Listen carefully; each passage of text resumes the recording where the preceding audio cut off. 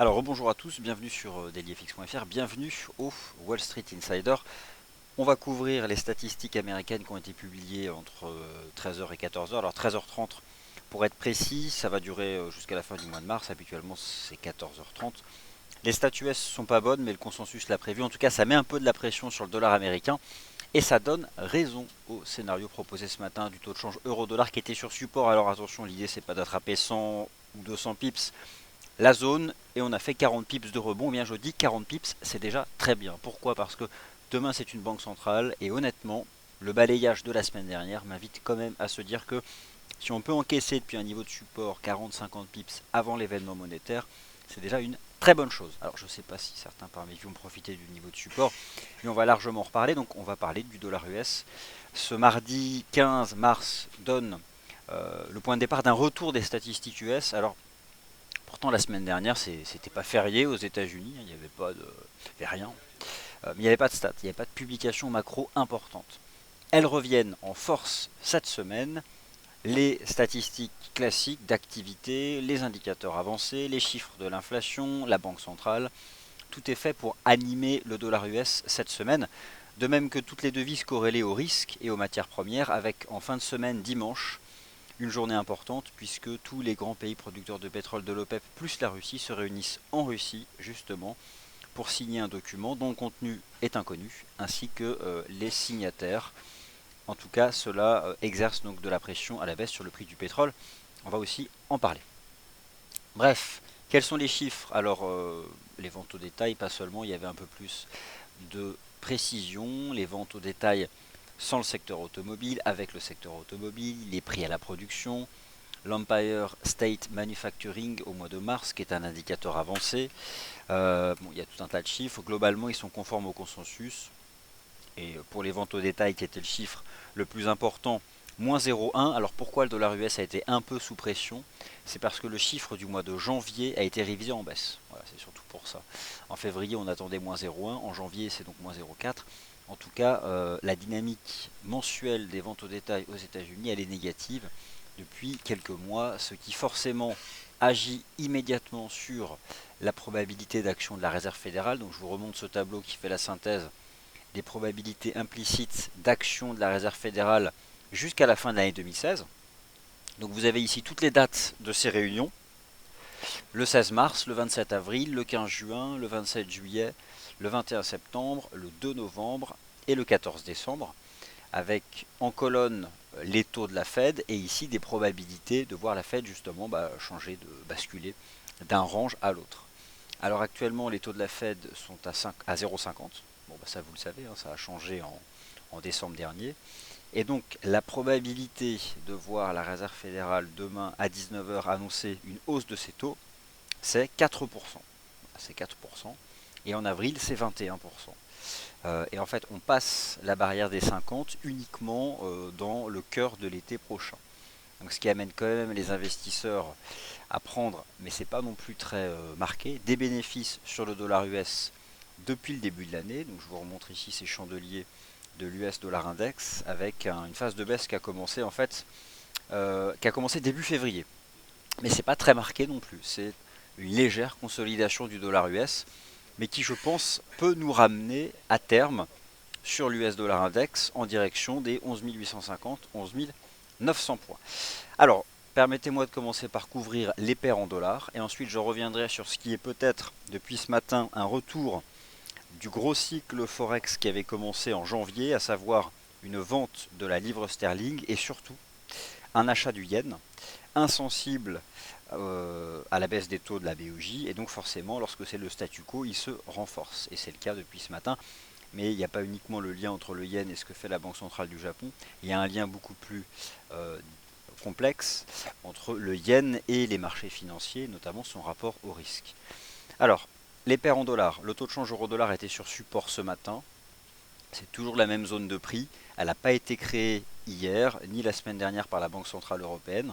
On prend un peu le recul des bougies japonaises en données journalières. Depuis que le taux de change euro-dollar s'est installé dans un range en mars 2015, il y a un pivot qui agit lorsque le marché le brise en données journalières, c'est indice 60. Alors, il y a beaucoup de cas de figure, il y a un piège, ici en août 2015, mais à part ça, il n'y en a pas beaucoup. Si on se concentre sur la remontée de l'euro-dollar depuis le 3 décembre, à chaque fois que le marché donc brise le niveau, alors ici c'était en octobre 2015, on le casse, on baisse, on le franchit le 3 février, on accélère, on le rebrise mi-février, on baisse, et donc la semaine dernière on l'a redépassé. C'est donc un niveau de prix intéressant. Maintenant, je zoome en horaire, j'ai proposé donc ce matin cette hypothèse après la jambe de hausse de la semaine dernière. Alors en fait, la jambe de hausse dont je parle, c'est toute la phase haussière qui a eu lieu entre 1,0820 et 1,1220 dollars, donc finalement 400 pips de volatilité réalisée, dont le point de départ a été directement lié donc à la conférence de presse de Mario Draghi lorsqu'il a dit que la BCE baissait ses taux à zéro, mais que jamais il adopterait des taux négatifs. Donc lorsqu'on vaut zéro, mais qu'on écarte les taux négatifs, ça veut dire qu'on a peut-être trouvé un plancher pour la politique de taux. Donc ce qui a amené tout de suite le marché à acheter l'euro, qui a pris 400 pips. Sur le plan technique, on a donc réagi favorablement une première fois sur indice 80, ça c'était vendredi. On a réagi à nouveau sur indice 80, ça c'était hier. Et ce matin, le marché a fait un plus bas à indice 71 et remonte. Alors, c'est pas énorme non plus, hein, puisqu'on a fait 1,1125. Honnêtement, est-ce que le taux de change euro-dollar va s'extraire de son triangle avant la Fed? Je ne pense pas. Je pense que les investisseurs sont pas fous.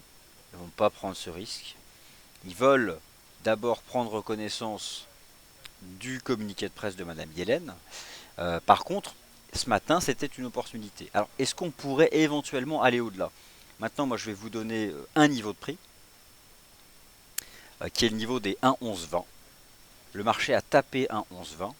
Donc, tant que on n'enregistre pas une clôture H1 sous les 1,11, au-dessus, pardon, des 1,1120 dollars, il n'y a rien à attendre en termes de prolongement de la hausse. Mais, en tout cas, il y a eu donc une belle réaction depuis ce matin. Voilà, ça dépend où le trader est rentré. Mais bon, l'idée c'était quoi? C'était de gérer son risque immédiatement sous indice 60. Donc lorsque le marché retombe entre indice 70 et indice 80, le risque financier c'était 20 pips. Allez, je l'admets, pour aller en chercher 40. Bon, voilà, c'était peut-être un trade intraday ce jour sur le taux de change euro-dollar. Par contre, voilà, si vous êtes long sur le support, je pense que maintenant la gestion du risque se fait sous le point bas de ce matin. Clairement, hein, j'aimerais pas voir le marché retomber. Bon, après, on peut rester dans le triangle, mais indice 71, pardon, ou le laisser juste en dessous d'indice 60. Et voilà, jusqu'au bout des choses.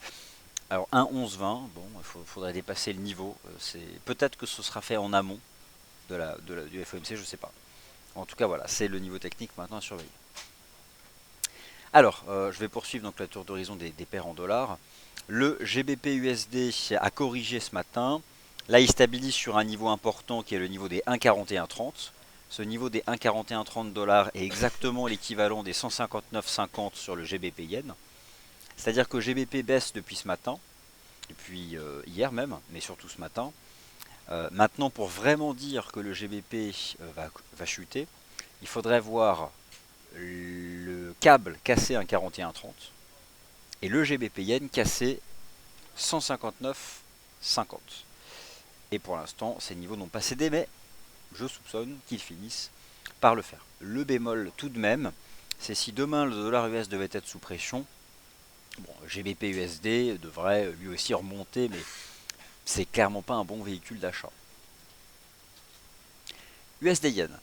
Alors l'USD Yen était hier ou à proximité de sa forte résistance.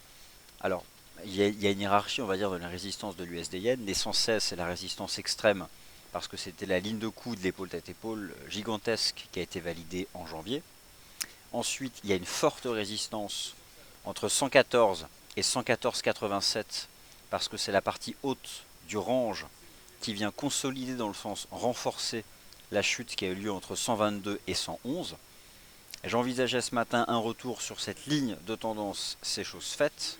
On a même fait 112,60, donc c'est niveau horizontal. Maintenant, c'est comme le GBP Yen, c'est-à-dire que 159,50 et les 112,60 sur l'USD Yen, ce sont des niveaux de prix qu'il faut briser pour vraiment se dire que la tendance lourde qui est celle d'une hausse du yen, reprend.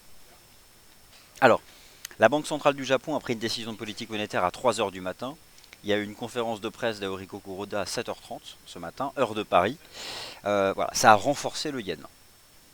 Ça a renforcé le yen. Maintenant, il y a des niveaux à briser pour envisager d'aller vraiment nettement plus bas. Alors la UD-USD, je me posais donc cette question des 0,7450.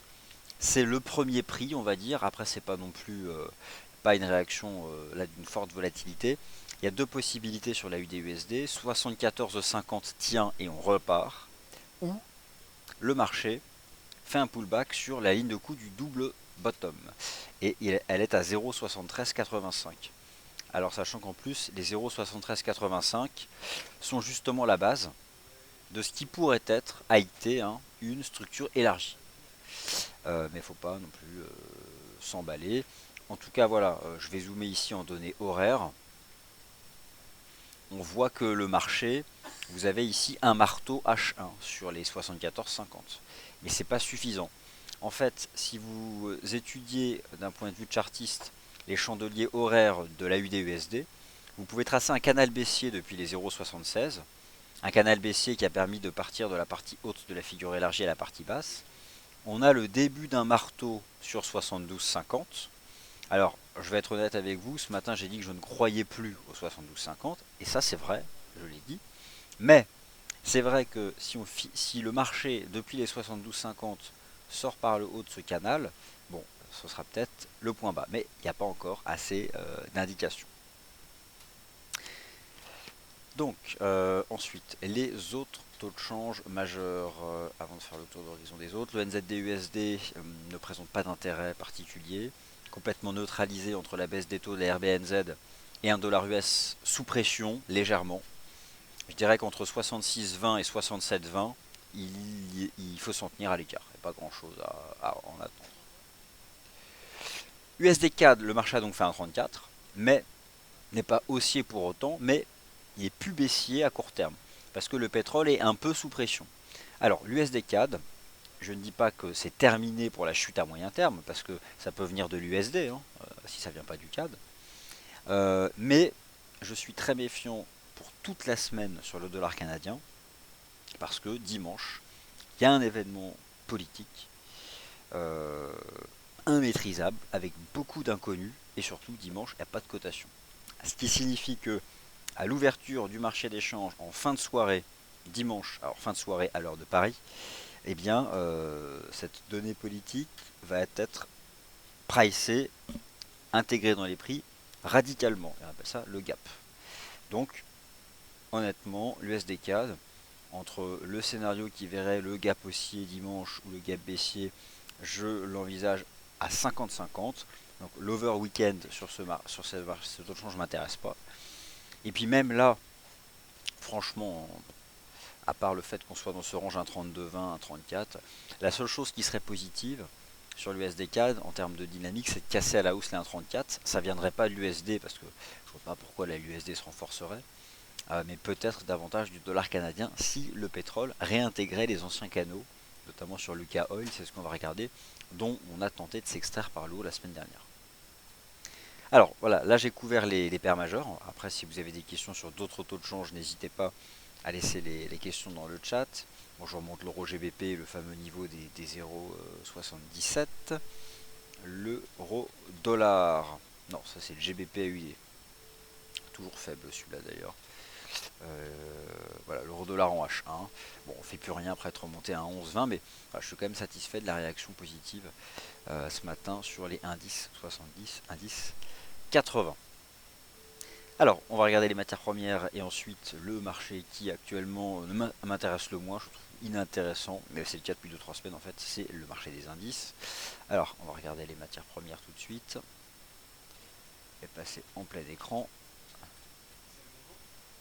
Hop. Alors, le gold. Question 1224 $ versus 1200. Ça, c'est la question.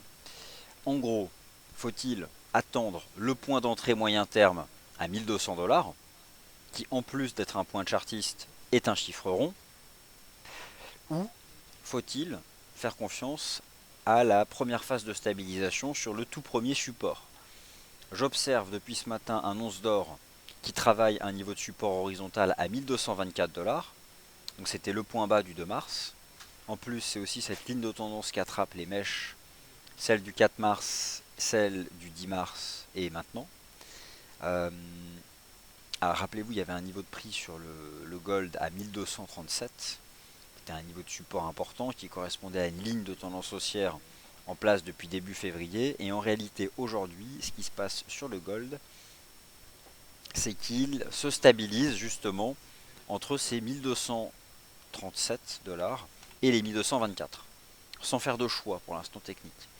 Donc, pour résumer la situation, je la vois de cette façon-là. On peut rester entre 12,24 et 12,37 un certain temps. Si on brise 12,24, on file à 12,00 voire 11,90. Là, c'est la zone d'entrée moyen terme. On redépasse 12,37, c'est la fin de la conso.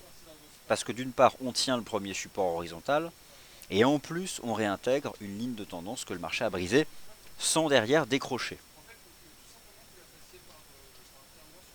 Donc à la question par exemple de Fifi, F majuscule, I majuscule, F majuscule, I majuscule dans le chat. Gold, faut-il l'acheter? La réponse elle est la suivante.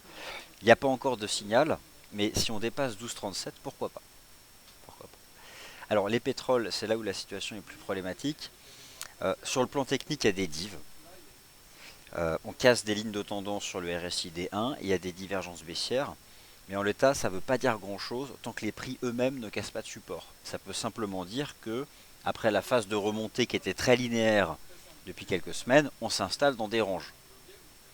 Ou que la baisse, ou que la hausse ralentit. Mais c'est en tout cas la première fois depuis la remontée du prix du pétrole le 11 février qu'il y a des signaux d'alerte. Alors, après, on peut comprendre parce que dimanche prochain, il y a un événement important, donc l'analyse technique alerte le marché tout de suite. En tout cas, c'est suffisant pour m'amener à dire que si vous avez été long du pétrole ces dernières semaines, encaissez, prenez des bénéfices. Et en intraday, il y a des stratégies de vente qui peuvent être mises en place. Mais peut-être faut-il se diriger davantage vers le dollar canadien. Dans ces cas-là, c'est plus intéressant d'aller sur le Forex. Avec le lien direct entre le prix du pétrole et le dollar canadien. En plus, en termes de coût, il n'y a pas photo. Mieux vaut aller du côté du dollar canadien. Mais alors, dans ce cas, si c'est votre véhicule d'investissement pour trader l'US Oil, bon, ayez vraiment côte à côte les deux charts, voire superposez-les avec cet outil. Là, c'est l'outil de superposition. Prix superposé. Vous pouvez comme ça tout superposer sur la plateforme. C'est pas mal. Alors, ensuite, comment est-ce qu'on peut raisonner? Si le prix du pétrole baisse, le dollar canadien est sous pression. On est d'accord. Dans ces cas-là, pourquoi pas chercher à l'opposer à une devise forte du moment. Alors on peut penser au fameux CAD yen dont on a beaucoup parlé. Le CAD yen, on va revenir le chercher.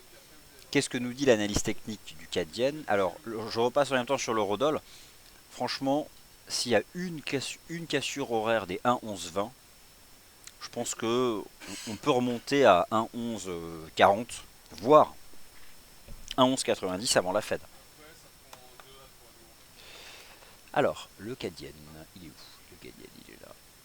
Alors, le CAD yen, en D1, il baisse. Le CAD yen, il baisse. On est toujours dans une espèce de vaste triangle symétrique qui peut-être en fait est simplement une phase latérale avant de repartir. Finalement, on n'a jamais dépassé la résistance, donc ça c'est pas mal. Je vais descendre en données 4 heures et donc on peut rezoomer et voir l'impact négatif de cette résistance et potentiellement ce que nous prépare le taux de change, c'est une espèce de formation élargie. Alors pour l'instant on tient la ligne de tendance, mais ça c'est à ne pas sous-estimer. Si le CAD yen brise ce niveau, clairement on retourne tout en bas. Enfin, on retourne chercher au moins la partie basse du triangle. Je dirais on peut revenir chercher les 81 et les 80. C'est un double scénario de voir le CAD yen baisser, en tout cas reprendre sa tendance baissière. C'est le yen qui récupère son statut de leader, comme c'était le cas et comme c'est toujours le cas de toute façon lorsqu'on regarde les performances depuis le 1er janvier. Et c'est à nouveau donc un dollar canadien sous pression en lien direct avec le prix du pétrole. Donc voilà, je dirais que le CAD-Yen est probablement, à travers sa stratégie de vente, plus intéressant que l'USD CAD, parce que même si le dollar canadien est sous pression, le dollar US peut l'être demain avec une réserve fédérale. Alors il l'est déjà depuis quelques semaines, mais il pourrait l'être davantage si le communiqué de presse de la Fed fait comme l'ont fait la plupart des récents communiqués des banques centrales majeures, un listing des risques qui au fond fait penser au marché que s'il y a un listing des risques aussi large, pourquoi la Fed resserrerait davantage sa politique monétaire. Donc mieux que l'USD CAD, parce qu'il y a la partie principale USD qui est incertaine, le CAD Yen peut-être plus intéressant. Et sur le plan technique, le niveau de support a suivi. Alors, on peut même envisager une stratégie sur cassure. Pour gérer son risque en cassure, la règle elle est simple. La bougie H1 brise le niveau, on entre à la clôture de la bougie, on gère son risque quelques pips au-dessus du chandelier de cassure. Il y a un niveau de prix donc à surveiller, c'est 83,64. 83,64, c'est le marché qui sort par le bas, c'est à la fois le yen qui se renforce, le CAD qui est sous pression, et dans ce cas, je pense qu'on va revenir chercher le niveau des 81,80, donc voilà, c'est un taux de change ici à surveiller. Alors voilà, bah écoutez, je pense que j'ai à peu près évoqué. Alors, ah non, j'ai oublié le dernier marché, donc celui qui m'intéresse le moins, c'est celui des indices boursiers. Donc je reviens dessus.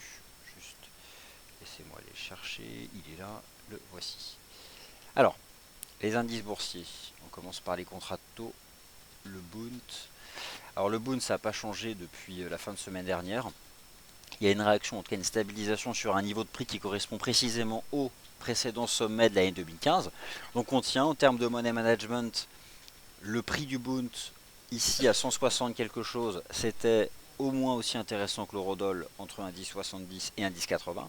La situation n'a pas changé, il n'y a pas davantage de vol non plus, mais j'envisage le redémarrage de ce marché. Comment est-ce que ça pourrait se passer? Quel lien avec la réserve fédérale ici donc pour le Bund? Bon, bah, on peut envisager qu'une Fed accommodante ferait baisser les rendements obligataires aux US, contagion immédiate sur le contrat allemand, le prix remonte, et à ce moment-là, demain, dans le sillage d'une Fed accommodante, un Bund qui rebondit enfin sur support.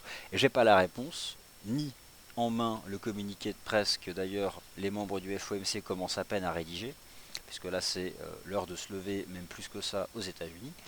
Mais en tout cas, il y a donc les 160-67, c'est précisément le plus haut de 2015, au-dessus duquel je reste haussier. Alors maintenant, le marché inintéressant, enfin j'exagère un peu, hein, mais on y vient.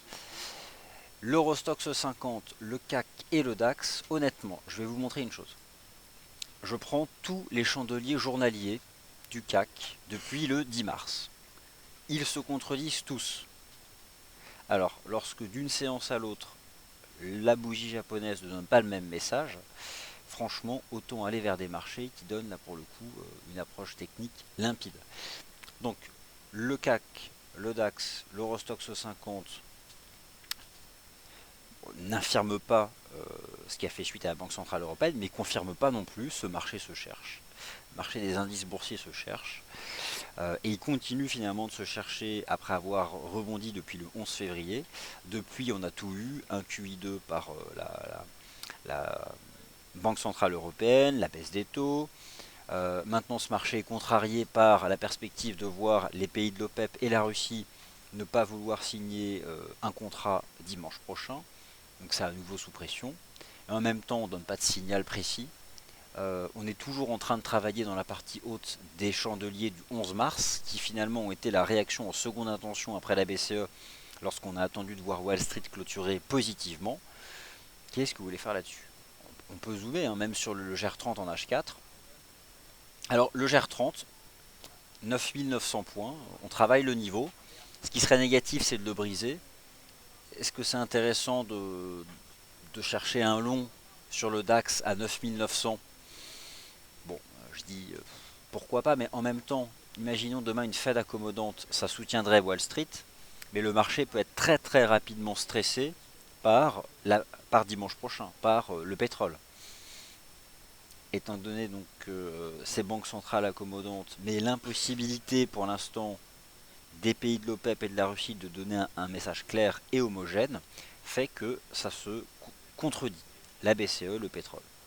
Et dans la balance, c'est à peu près au même niveau, donc c'est pas clair sur le plan des fondamentaux. Alors techniquement parlant quand même, hein, on va pas exagérer, 1900, 1900 points, c'est un support sur le DAX. C'est le cours de clôture du chandelier d'accélération, alors qui finalement était un piège, juste après les annonces de la BCE. C'était le point donc c'était ici la partie haute du grand corps de rejet.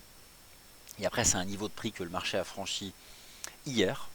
Voilà, où on a tenté de confirmer en fait la séance de vendredi dernier. Donc voilà, on forme un petit support sur 1900 points. Je vais aller voir en données horaires.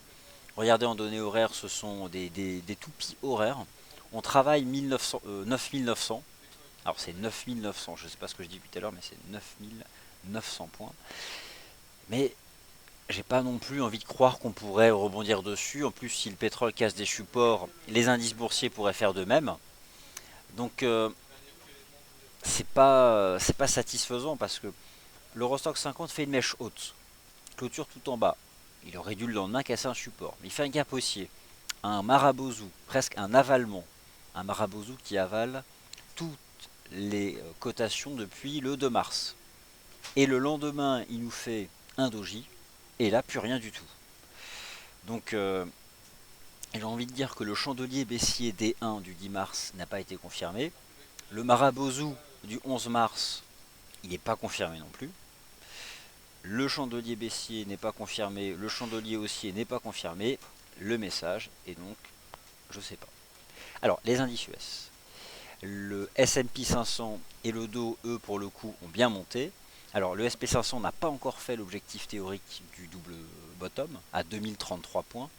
Les 0,618 d'extension, il a fait 2024.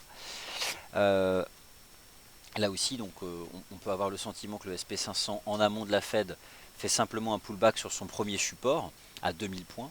Vous avez aussi la moyenne mobile exponentielle à 200 jours qui est parfaitement horizontale et qui renforce le niveau des 2000 points.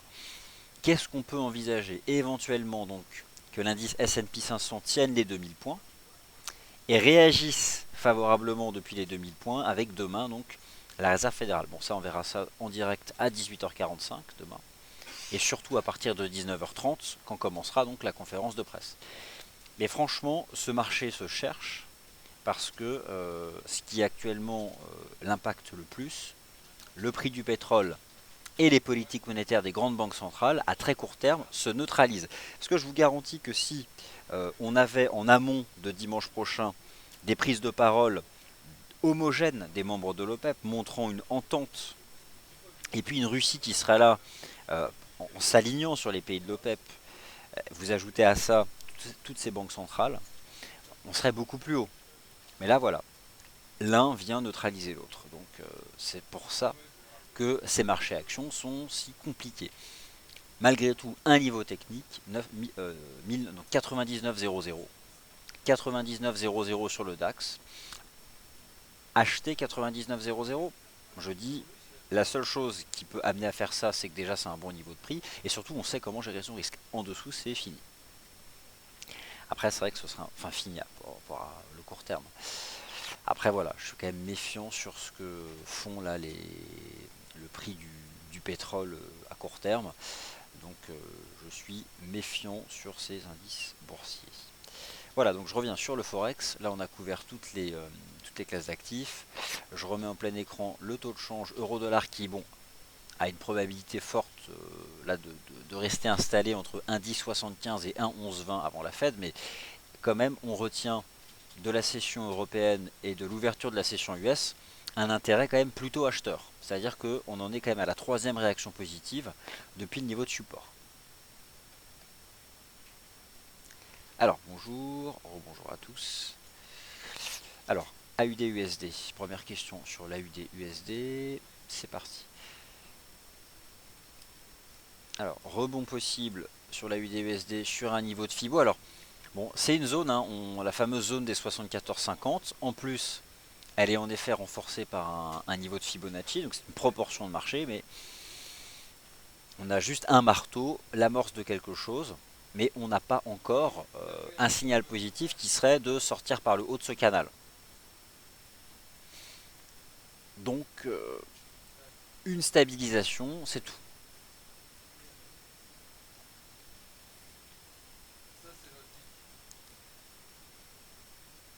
Alors c'est probablement, en effet, durant une banque centrale, c'est pour ça que j'ai toujours estimé que les trades étaient à faire en amont des événements monétaires, parce que le marché est dans l'anticipation, ce qui fait donne quand même des directions sans qu'on ait un niveau de volatilité réalisé qui malmène la stratégie de trading. C'est pourquoi, voilà, je pensais qu'on pouvait faire ce matin quelque chose sur l'euro-dollar à l'achat, mais l'idée c'est d'avoir encaissé avant la Fed.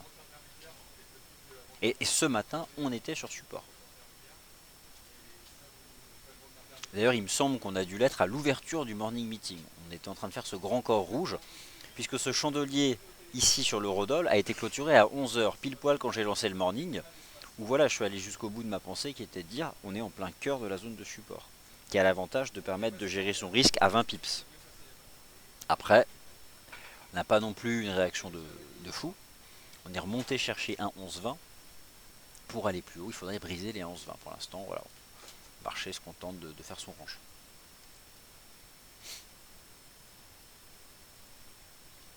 Alors, grosse ligne de support sur le gold. Qu'est-ce que c'est que cette ligne? Alors, je vais la regarder parce qu'elle m'intéresse. De Rudy. Alors, vous avez tracé cette ligne de tendance, je crois, en utilisant des cours de clôture depuis janvier. Ce qui pourrait donc venir expliquer pourquoi aussi on se stabilise sur 1225. En tout cas, alors c'est une belle ligne de tendance. Pas mal, hein, je ne l'avais pas vue celle-là. Euh, je reviens sur l'once d'or. L'once d'or, moi j'ai pas la réponse. Je ne sais pas. 12,24, 12,37. Regardez, c'est même pas sûr. Si on casse 12,24, on va à 12,00. Hein, donc faut être méfiant. Le GBP Yen. Alors, le GBP Yen, il est là. Alors, le GBP Yen baisse.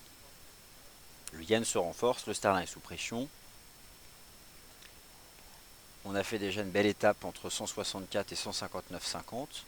On peut se fier au chandelier horaire parce que c'est fort. Donc je zoome. Regardez, en fait, on a brisé la ligne de tendance qui attrape le plus bas du 24 février et le point bas de mars. Donc ça peut être aussi un signal précurseur à la cassure des 159,50. Forcément, lorsqu'on voit ce redémarrage des paires en yens, ça met clairement, entre parenthèses, l'envie de s'intéresser au niveau de support des indices. Mais comme ces indices, franchement, c'est incertain. Le GBP Yen, je zoome maintenant sur ces bougies horaires. Voilà, donc on voit l'importance des 159,50. Petite reprise. Là, vous avez en données horaires la cassure de la ligne de tendance, c'était propre. Maintenant, la première clôture horaire sous 159,50. Et où va ce marché? Franchement, il devrait retomber ensuite vers les 156, vers les 156. Alors on a un niveau intermédiaire à 158,40, donc 158,40, 157,40, 156. Ça, ce sont des cibles en cassure des 159,50. Alors, euro AUD. C'est parti. Alors, l'euro AUD en données 4 heures. Diamant possible en formation sur l'euro AUD en H4.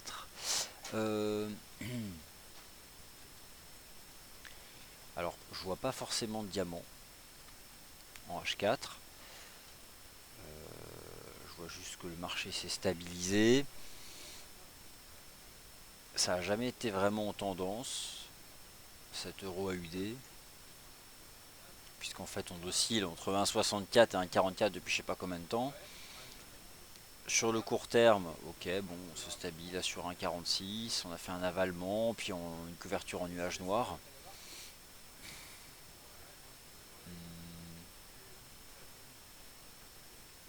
Peut-être un début de div. Alors, si je vais en chandelier horaire, en D1, non, même pas.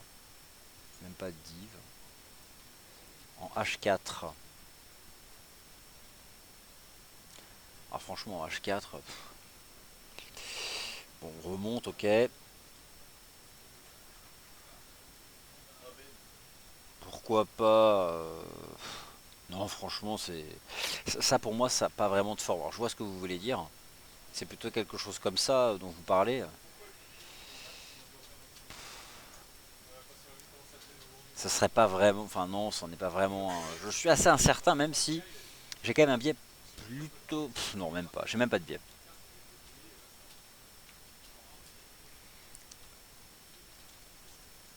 Alors, le DAX. Non, bah le DAX serait un nouveau sous le soleil. 99,00, c'est un support. Mais bon, je suis méfiant.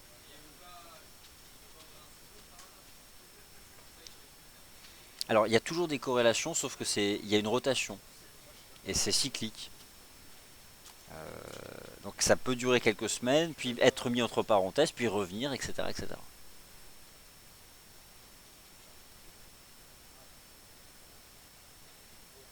Tout ce qu'on peut dire. Alors, le GBP Yen. Cet après-midi, avec la session US, parce que là, les capitaux US vont arriver, j'ai le sentiment que ça peut venir renforcer le Yen davantage, remettre une couche à ce qu'ont fait les Européens et la session asiatique. Donc, probablement cet après-midi, faut-il se concentrer sur le JPY, la livre sterling, et surveiller notamment donc les 112,60 de l'USD Yen et les 159,47 du GBP Yen. Notamment la clôture horaire, si elle est négative, si on enfonce les niveaux, derrière on devrait prolonger. Bon, GBP USD aussi. Voilà. Alors, ensuite la suite des statistiques US cet après-midi. Bon, il y a quelques chiffres tout à l'heure, qui sont même déjà tombés en fait. Euh, non, tous les chiffres les plus importants sont tombés, donc maintenant demain ce sera la Réserve fédérale des États-Unis. Alors nous sommes le mardi, la revue de marché Ishimoku, comme chaque mardi, elle a déjà été publiée, donc ce que vous pouvez faire, c'est aller directement dans la chaîne YouTube, dans la section revue de marché Ishimoku. Sinon, regardez mes tweets. En fin de matinée, j'ai mis en avant le point de marché. Donc il n'y a pas de live à 16h, puisque la revue de marché Ishimoku, en fait, elle est enregistrée ce matin et mise directement dans la playlist de la chaîne YouTube. Donc la prochaine émission, c'est à 17h30, la closing bell avec Yoav Nizar. Et je vous laisse sur ce graphique du GBP Yen. C'est là qu'il faut surveiller. Merci à tous et je vous retrouve alors cet après-midi sur les réseaux sociaux. Demain matin pour le Good Morning Euro Dollar. Et n'oubliez pas donc demain l'émission spéciale Fed, parce que je serai avec vous pour décortiquer la conférence de presse, c'est 18h45 à cause du décalage horaire. Et puis après je serai avec vous jusqu'à 20h et après chacun rentrera chez soi. Voilà, allez merci à tous, bon après-midi et à très vite ici même.